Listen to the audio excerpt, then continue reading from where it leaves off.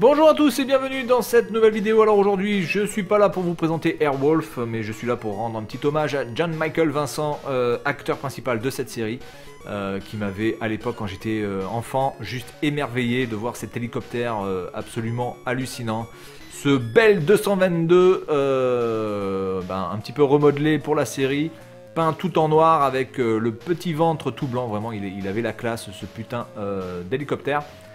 Donc je vais jouer sans jouer, hein, puisque je suis pas là pour présenter le jeu. Je vais vous parler un petit peu des séries qui m'ont marqué dans les années 80 et peut-être un petit peu au début des années 90. Et puis voilà, un petit peu un moment nostalgie. Alors, évidemment Airwolf fait partie de nombreuses séries des années 80 où les véhicules, qu'ils soient dans les airs, qu'ils soient sur terre, voire même sur l'eau, par exemple pour Caraïbes Offshore, je sais pas si vous vous rappelez de cette série, alors c'est une série plutôt des années 90 hein, clairement, mais Caraïbes Offshore, putain, nom de Dieu, c'était une série avec Hulk Hogan, et oui Hulk Hogan, alors pour vous dire déjà que ça part très mal au niveau du scénario. Caraïbes Offshore, c'était vraiment pas une série que j'ai kiffé, alors je la regardais parce que ça faisait passer le temps, mais bon, quand je regarde bien quand même un petit peu les choses, c'était franchement mauvais quand même. Faut dire les choses comme elles sont, c'était vraiment mauvais. Alors, évidemment, la série qui m'a le plus marqué en étant jeune, ça a été MacGyver, évidemment, puisque c'est là dont j'ai tiré aussi mon pseudo pour ma chaîne. Alors MacGyver, j'ai beaucoup surkiffé pour deux raisons. La première raison, c'est parce que j'adorais le bricolage et parce que j'avais un père qui était quand même assez bricoleur.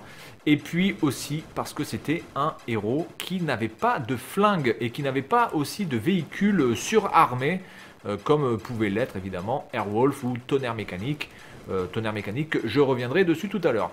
Donc évidemment, pour l'époque, au milieu des années 80, et voire même jusqu'au début des années 90, avoir un héros qui n'a absolument pas de flingue, qui déteste les flingues et qui aime pas les armes à feu, c'était quand même assez couillu pour l'époque parce que tout le monde avait soit des guns, soit des véhicules surarmés, etc. Et c'était, on va dire, quelque chose d'assez complètement à contresens de la mode. Voilà, donc MacGyver, vraiment, pour moi, c'est le numéro 1. Donc Airwolf, ça reste dans mon top 5, on va dire. Ensuite, évidemment, il y a K2000.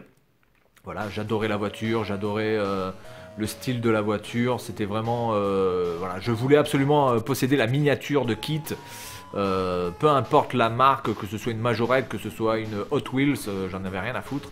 Ce que je voulais, c'était avoir cette voiture. Donc évidemment, K2000 Knight Rider, c'était quelque chose que...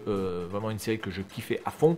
Il y avait l'agence Tourisque aussi qui cumulait le groupe de héros aux multiples facettes, plus le bricolage, plus les armes et plus le véhicule, puisqu'évidemment ils avaient leur fameux GMC, tout noir avec la bande rouge.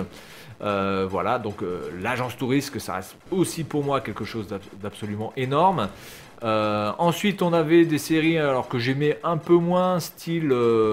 Ah non, il y a une série que j'ai surkiffé aussi, c'est Magnum, et évidemment Magnum avec sa... magnifique Ferrari, Tonnerre Mécanique que j'ai bien aimé, mais malheureusement ça a été une série qui n'a pas duré extrêmement longtemps, puisque c'est une série qui n'a duré que 1 an ou 2 ans, mais je suis quasiment sûr que c'est 1. Voilà, donc c'était une moto qui avait normalement la possibilité de rouler à plus de 500 km/h. Elle était basée sur une Honda, il me semble une Honda Cross, style cross en tout cas. Voilà, donc c'était une série que j'ai beaucoup kiffé aussi. Voilà, alors après dans les séries que j'ai un peu moins aimé dans les années 80, il y a Chips. Voilà, Chips, j'étais pas vraiment fan de Chips, je suis un fan de moto, mais bizarrement Chips, j'ai pas beaucoup aimé, je sais pas, je trouvais déjà qu'à l'époque ça faisait vieux. Je trouvais que ça faisait vraiment vieux déjà pour l'époque en fait. Donc Chips, non. Starsky et Hutch, je suis arrivé trop tard, donc j'aime bien Starsky et Hutch, mais globalement, c'est quand même pas la série que je préfère. Ensuite, il y avait quoi Shérif, fais-moi peur aussi, c'est pareil, hein, avec une voiture. Une voiture qui est assez présente aussi dans Shérif, fais-moi peur. L'homme qui tombe à pic, que j'aimais plutôt... Voilà, j'aimais pas mal cette série, là, l'homme qui tombe à pic. Avec son gros pick-up avec Lee Majors, évidemment Lee Majors, le fameux acteur de l'homme qui valait 3 milliards ou 6 milliards ou je sais plus combien vraiment acteur mythique hein, de séries télé. Il était accompagné d'un autre acteur qui était assez connu pour faire les seconds rôles. Je me rappelle plus de son nom. Attendez que je Douglas quelque chose. Alors c'est pas Michael Douglas déjà, ça c'est sûr. Douglas Barr, je dirais. Je dirais Douglas Barr. Ouais, Douglas Barr qui était aussi un acteur qui jouait dans Le Magicien sur M6. Voilà, après il y avait d'autres séries que j'aimais bien, style Deux flics à Miami, voilà, qui était vraiment une série culte aussi. Il y avait une autre série qui était basée à Los Angeles et qui reprenait un petit peu les codes de Deux flics à Miami. Mais à Los Angeles avec un black et un blanc aussi, que j'aimais plutôt pas mal, mais bon, c'était vraiment du pompé sur Deux flics à Miami, donc du coup c'était un petit peu moins bon quand même, il faut le dire. J'aimais beaucoup Agence Acapulco aussi, avec l'actrice qui jouait dans Tarzan sur TF1. Il y avait une série qui était assez récurrente, qui passait souvent, c'était L'amour du risque, que je détestais. Oh, qu'est-ce que je détestais cette série, L'amour du risque. Mais c'est un truc de fou. Et il me semble que dans L'amour du risque, d'ailleurs, il y a un personnage secondaire, un vieux avec les dents un petit peu à la Yannick Noah. C'est à me confirmer, mais il me semble que cet acteur-là qui doit jouer le majordome de Jonathan et Jennifer Hart, il me semble que c'est le même qui joue dans Airwolf. Il me semble que c'est l'un des comparses de Jan Vincent dans Airwolf. Voilà, dans comment ça s'appelle, Tonnerre. Non, c'est pas Tonnerre mécanique, c'est. Comment ça s'appelle Airwolf en plus? C'est pas Tonnerre, mais comment ça s'appelle Airwolf en français? Putain, je sais même plus, je me rappelle même plus du nom en français. Énorme. Donc c'est pas Tonnerre mécanique. Supercopter, mais oui, évidemment, Supercopter, voilà, Supercopter. Donc il me semble que le majordome dans L'amour du risque, eh bien c'est le même acteur que le comparse de Jeanne Vincent dans cette série. Voilà. Après j'aimais beaucoup le Rebelle aussi, mais là c'est plutôt au début des années 90, comme L'homme qui tombe à pic aussi. Alors le Rebelle j'aimais beaucoup parce qu'évidemment j'adore les motos, j'adore les Harley, j'adore les Triumph, même s'il n'y a pas de Triumph dans la série. Et puis il y avait des véhicules aussi, hein. Il y avait la moto, il y avait des camping-cars, alors des camping-cars de ouf, hein, des camping-cars d'américains encore une fois, un truc complètement oversize. Et en parlant de camions complètement oversize, il me semble qu'il y avait une série qui s'appelait Police 2000. Police 2000 ou Cop 2000. Police 2000, je pense que c'est Police 2000. Avec un putain de camion, avec une bulle d'hélicoptère à l'avant. Enfin, c'était un truc mais complètement hallucinogène aussi, ça.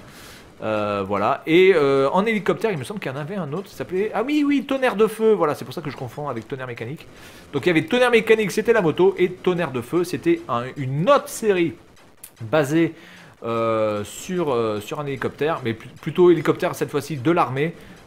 Style voilà, un peu comme les hélicoptères dans Apocalypse Now, je me rappelle plus des noms des hélicoptères. Voilà, donc c'était le moment nostalgie des séries qui m'ont marqué à l'époque, que j'ai aimé, que j'ai adoré, que j'ai surkiffé, que j'ai moins aimé. Il y avait la série Hooker aussi que j'aimais bien, Rick Hunter que j'aimais bien aussi. Il y avait une série qui s'appelait, je ne me rappelle plus du tout du nom, mais il me semble que c'était un truc qui passait dans Disney Parade avec un petit asiatique qui faisait du karaté. Je me rappelle plus du tout du nom de cette série.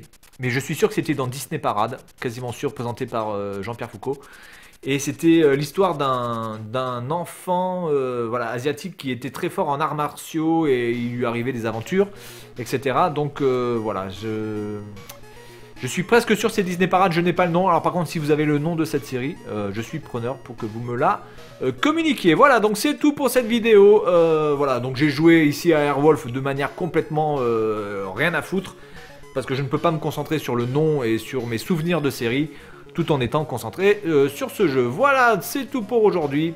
Et puis surtout, R.I.P. Rest in Peace, Yann, Michael, Vincent. Et puis j'espère voilà, qu'on aura bientôt à avoir peut-être un reboot de cette série, de certaines séries que je viens de citer, parce que ça pourrait être assez sympathique. Bon, MacGyver, le reboot est pourri, Mais pourquoi pas un reboot de Supercopter. Voilà, donc c'est tout pour aujourd'hui. Puis moi je vous dis à la prochaine. Salut à tous.